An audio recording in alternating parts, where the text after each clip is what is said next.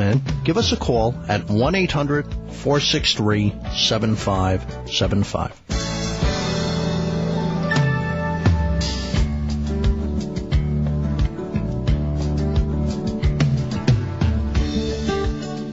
Talk 1470 is WWNN Pompano Beach and 95.3 FM W237BD Boca Raton. The Health and Wealth Radio Network, 1470 AM and 95.3 FM. The Health and Wealth Radio Network. Listen for Invite Health with Jerry Hickey and Amanda Williams. Weekday mornings at 9. WNN. Talk here. Talk there. Talk 1470 AM and 95.3 FM. The Health and Wealth Radio Network.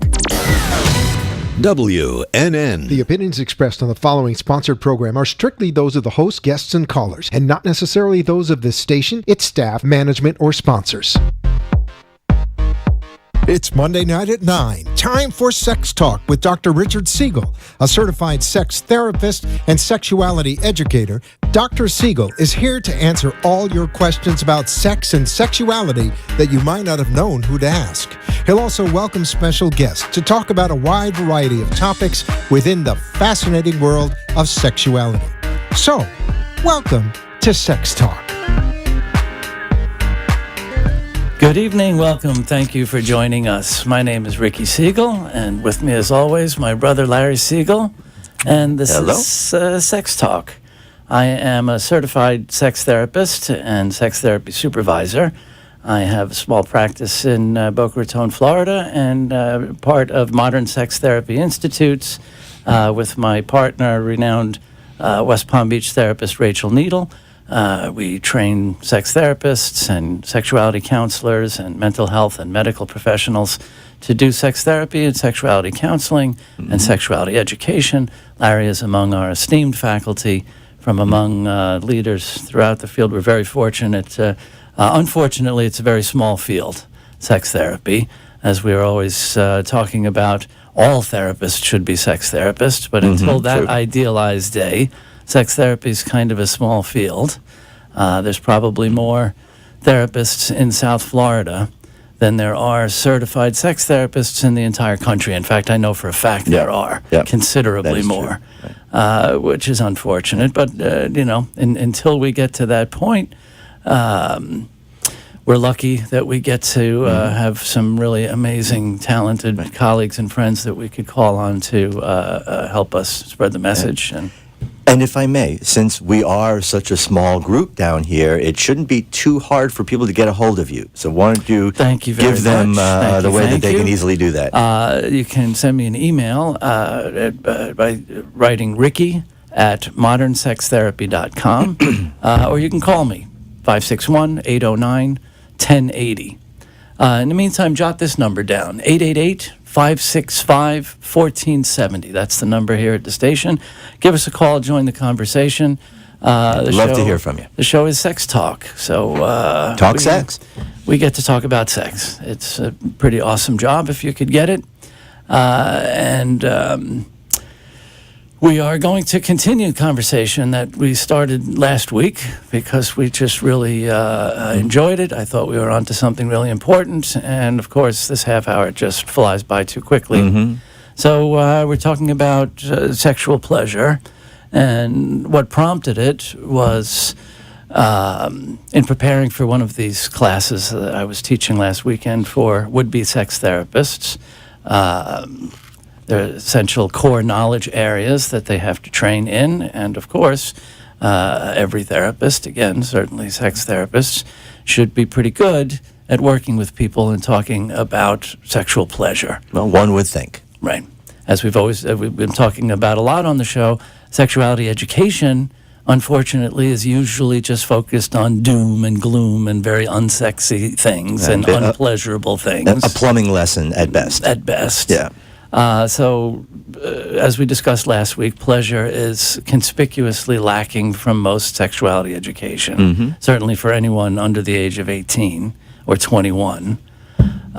We talked about how things like pleasure enhancement devices, like sex toys, vibrators, and dildos are actually regulated as dangerous, threatening items, and especially in Alabama, where they're actually illegal. And I really, truly hope that people, especially outside of Alabama, can really dig the irony in all of that, given what's going on right now. Something about Alabama in the press going on. I vaguely heard something in the past couple of days.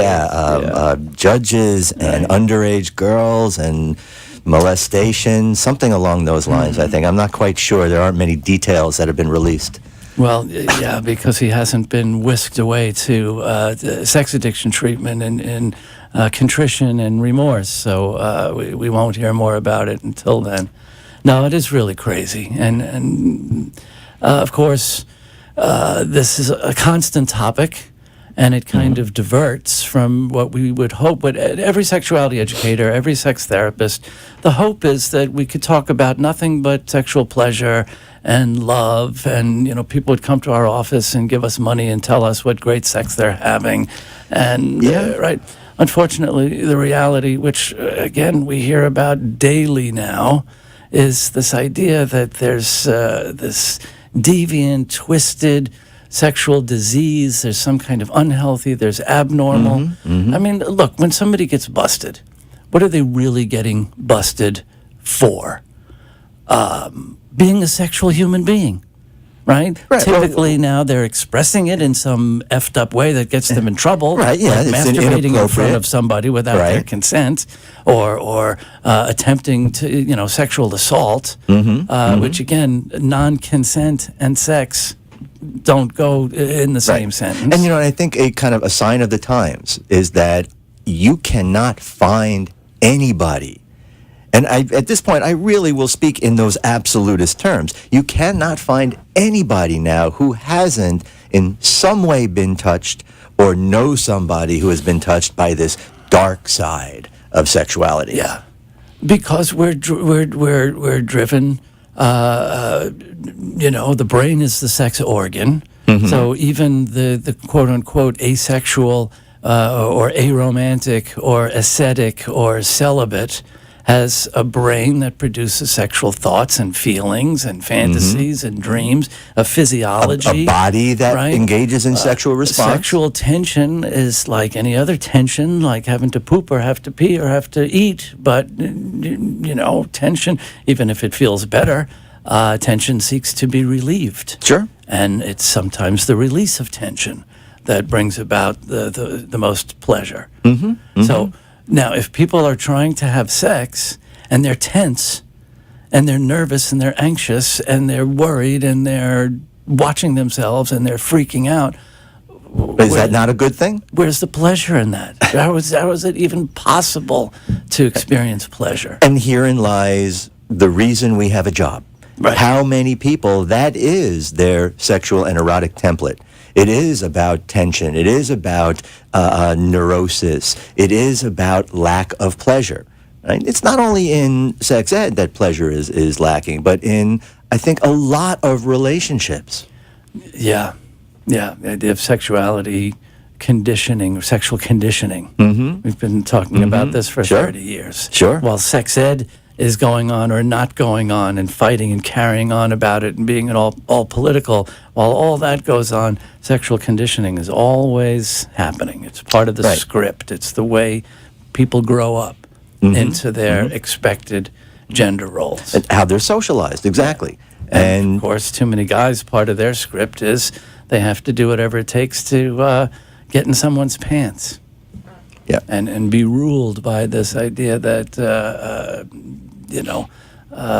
lustful passion and horniness has to drive. That wonderful reference I shared on the Facebook page from our new friend who's going to be a guest on the show in a few weeks.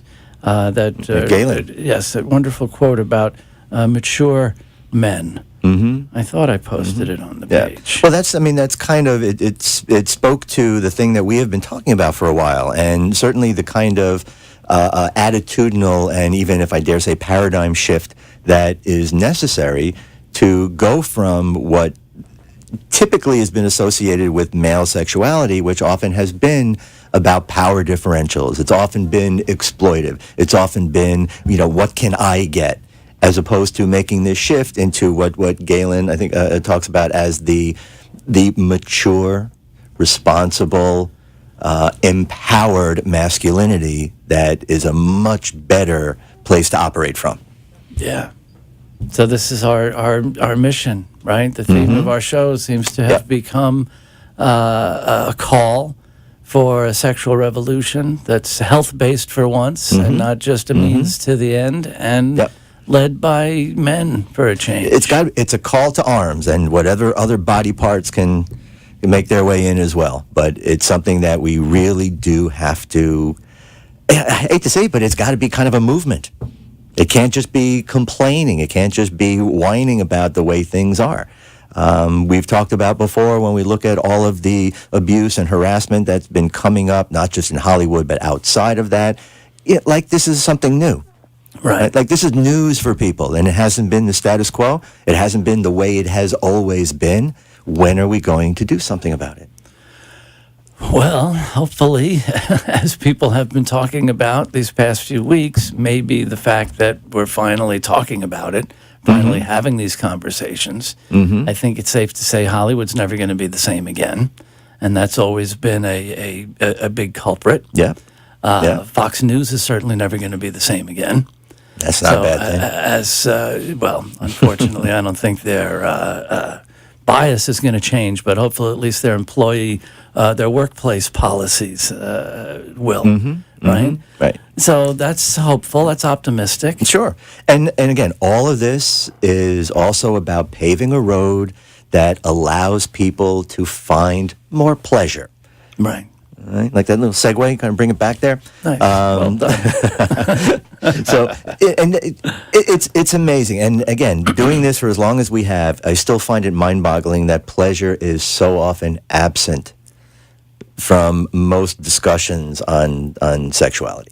Well, again, we know why, because from the whole sex ed angle, that's just been for 30 years just screaming hysterical about diseases and pregnancies and, oh my God, the horrible things that will happen to you. Right, but if you tell young people that it feels good, they might actually do it.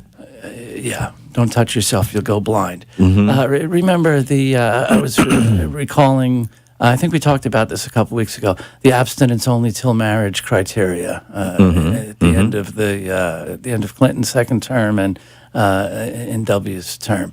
All these pots of federal funds to match to teach programs. And I was thinking, remember, this was written into the federal law, those criteria. I used to be able to rattle them off by heart, right? Programs must teach, I can quote from the law, must teach young people that sex in the context of marriage is the only expected standard for human sexual behavior. Right.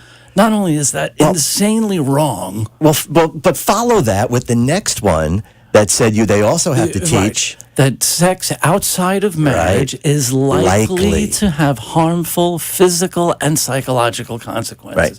This is wow. This is the law that is just perpetuating this fear-based lunacy that if you equate sex with pleasure, especially, heaven forbid, outside of a heterosexual marriage to make babies, you're on this road. And then the slippery slope. Well, if you enjoy it, what's next? Now you're going to be, you'll set yourself up for bestiality. And that's, of course, the porn thing.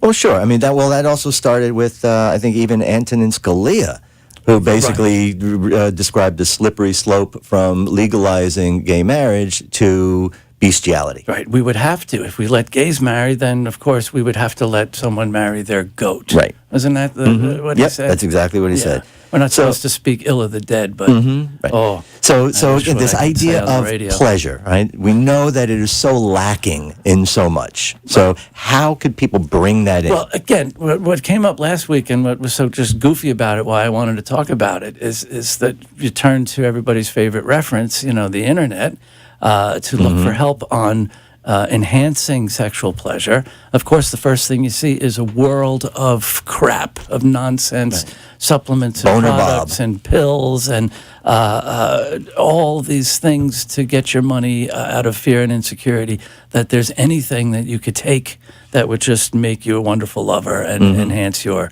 pleasure, right? Then we got into a more sensible, well, and I think we could safely say, right, that as an entire industry, it should be just completely dismissed. There is no, right, horny goat What, weed. these supplement, these sexual supplements, there's no extends the or male insight enhancement. or natural male enhancement is just Talk about a crap. meaningless term. Right. So then it goes to, again, toys and AIDS assists, which traditionally have been, especially, again, when we see that there's laws prohibiting them, I can't possibly trace it back to anything other than men being threatened that they're surrogate penises and that their penis should be good enough.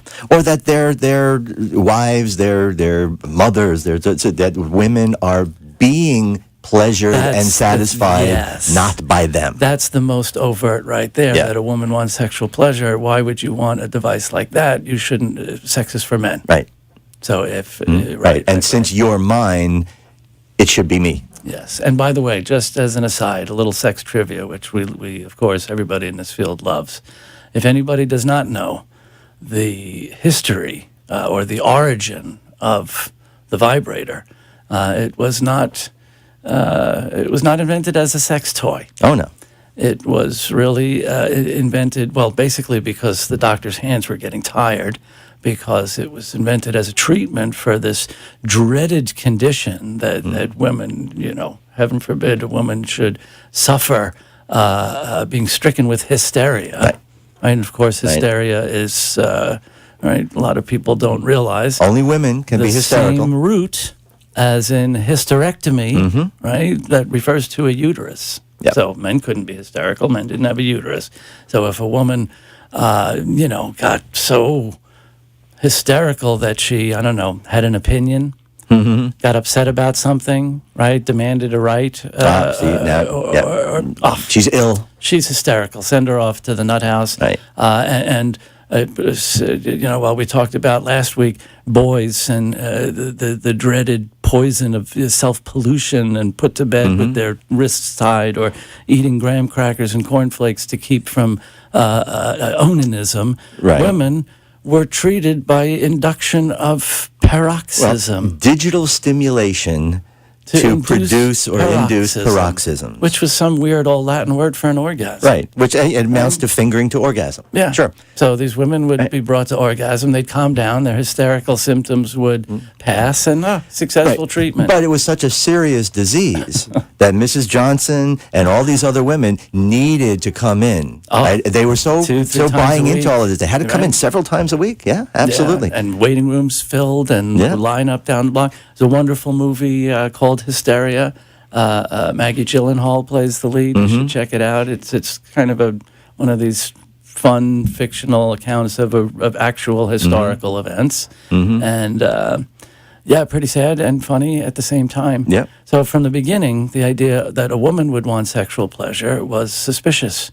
She must be filled with some wanton lust that's inappropriate. Go back even further. They were burned as witches for the same reason. Sure. Yeah. Right. If you liked sex, then you must be in league with the devil. Another thing that never gets taught in history. They teach about the Salem witch trials, but they never teach who exactly were these witches who were being tried and burned. And and it's not just that. I mean, it's a broad slate of misogyny, because a lot of these women were also women who the only crime was being attractive. Right. And as the guy's walking through the feminine market wiles. with his wife, she catches him looking at this woman. It's like, what are you looking at? Oh, no, hey, it's not my fault. her She must have fault. put a spell on me. Yeah. And she gets burned. Right. Well, So we have a rich history. women with a large clitoris was considered Yeah. a sign of The demon. right. But also, a lot of people don't realize that many of these women who were branded as witches were midwives. Midwives and herbalists, Were primarily. herbalists, Yeah. women who had been, long before there was such a thing as OBGYNs and maternity wards and hospitals, women helped women deliver babies and terminate pregnancies for experience millennia. pleasure. And experience There pleasure. was, I mean, in a sense, what we do is not anything new. And a lot of these women, that was part of their job, particularly before their wedding night. But it was kind of hush-hush. It wasn't really out in the open, and it could only be a woman. You couldn't have a man talk to a woman about sex or talk, anything like that. So Why? Because they didn't know. and then, again, as the saying goes, they were demonized for that. Right. Mm-hmm. Yeah. Right? So, it's about time that pleasure kind of got its due. Mm-hmm. And it has its rightful place at the sexual table. And that it actually is something that needs to be taught and discussed. Yeah, not something you just know. Right? Being blunt about it, what's the script that most Y chromosome carriers are handed, through their sexual development? What's the instruction? What are guys encouraged to do? Get it up, get it in. Get it off, get it out, and get a snack or get a nap. Yep. And they think that that's going to bring a woman pleasure. I see Sora. Hi, Sora. Thanks for watching. Sora, how are Thanks you? for listening. Can we talk about consent and pleasure working together? Of course. Oh, absolutely. I think the first statement that needs to be said is, again, any kind of attempt at anyone's sexual pleasure at the expense of another, right, is a crime. So if consent is not part of the picture, and consent, of course, must be a mutual thing, then it's not pleasurable. This is something also else. has to be expressed. I want to hear what you think of this. One of these things when we get embarrassed by our fellow men, right? I've never quite understood how guys can do this kind of begging thing, this pleading, after 6 hours. Do me a favor, though. Yeah. Hold off on that. We have a caller. Why don't we take that call? And we're going to certainly keep Sora's question on here. Great. Who's on the line? Hi, it's Lori. Hi, Lori. Hi, Lori. How you doing? Hi, you guys. And I'm so glad you guys brought this topic up because it is being seen in my practice constantly. And, of course, being a student of the Modern Institutes for Sex Therapy and being educated by both you and Larry as a therapist. Let me introduce you. This is Lori Shapiro, brilliant sex therapist from Maryland, from Rockville, Maryland. That's correct. So this is tremendous. And I literally see this every day in my practice with couples, working with couples, and people coming in. And uniquely, it's not just a one-sided issue, as I don't have to tell you. So many men feel so confused because their partner doesn't communicate with them. Or even I have same-sex couples, gay and lesbian couples, the communication isn't there about sexual pleasure. There's so much mechanics going on, but no communication. And I think a huge part of what I learned, of course, by being a student of both of you great guys, is that go on. It's such, I could go on all day. It's a huge, huge topic of necessity. And I have to admit, even my friends, in social situations or people who I meet casually, and they're like, what do you do? And I'm like, I'm a sex therapist. And people will ask me, what is the main thing that people need coming into counseling? And the main thing I always say is they need to understand how to give and receive sexual pleasure with their partner. Absolutely. So, Brava. Absolutely. Brava. Thank you, dear. Thank you so much. I'd say to me, the two pleasure killers are self-consciousness and performance anxiety. And of course, again, that's what we deal with, right? And those are basically fueled, and that whole thing is undermined by the lack of communication. And back to Sora's point as well, the idea of consent. Communication and consent go hand in hand. And, consent is not something that is implied. Right. It is not something that is achieved by default. Kind of that old, well, if they don't object, they must be consenting. Excellent. And no, we have to. I'm sorry, go ahead, Laura. I'm sorry.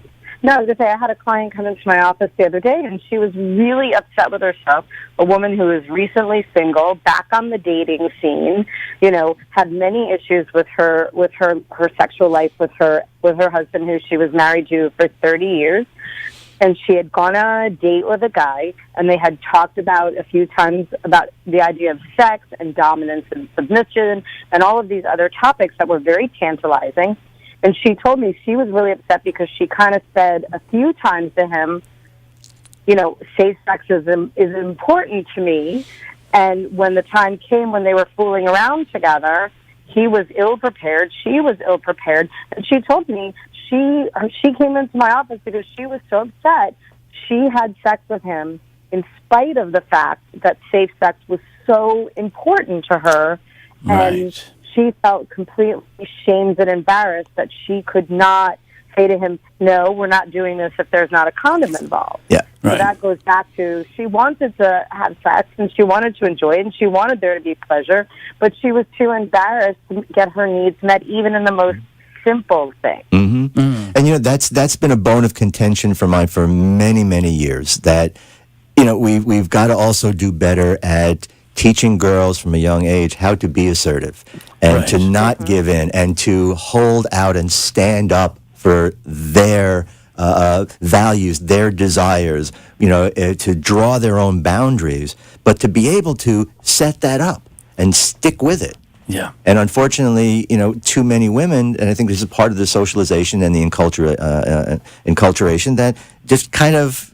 give in. Yeah. Well, how often do we say that sadly and completely upside down reality that it's easier for most people to have sex, especially in the dark with a good buzz on, than to talk about having sex and what they like and what those limits are and how to negotiate. Yep.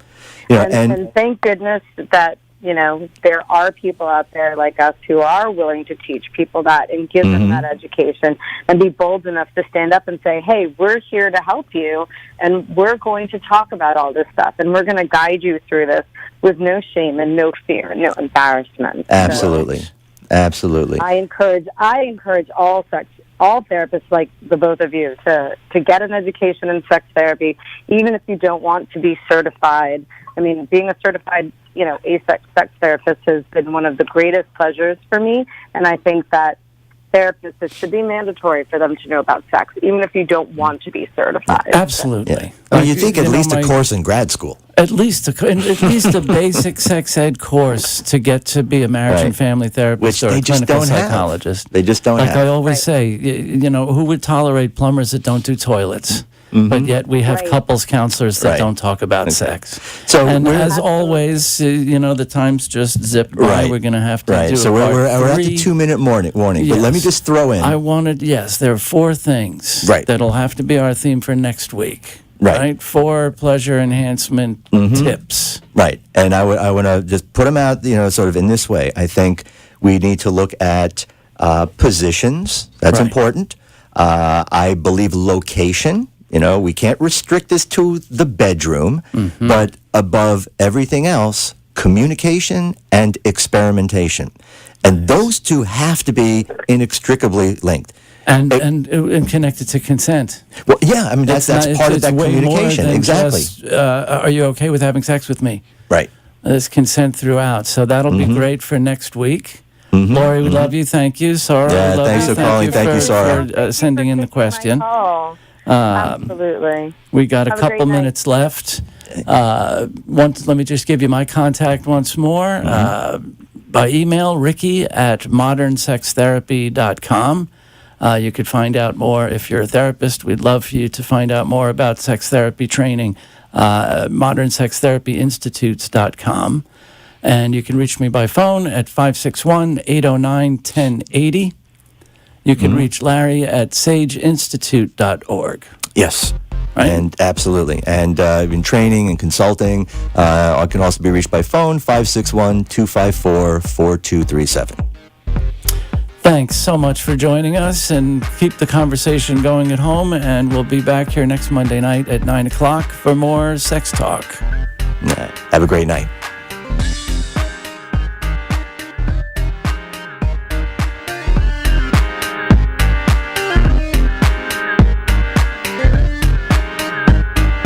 You've been listening to Sex Talk with Dr. Richard Siegel. Join us every Monday night at 9 on WNN. 1470 AM and 95.3 FM. Or watch live streaming video at AMP2 TV Productions on Facebook, or look for the shows on YouTube. Thanks for tuning in, and we hope you'll join us again next week.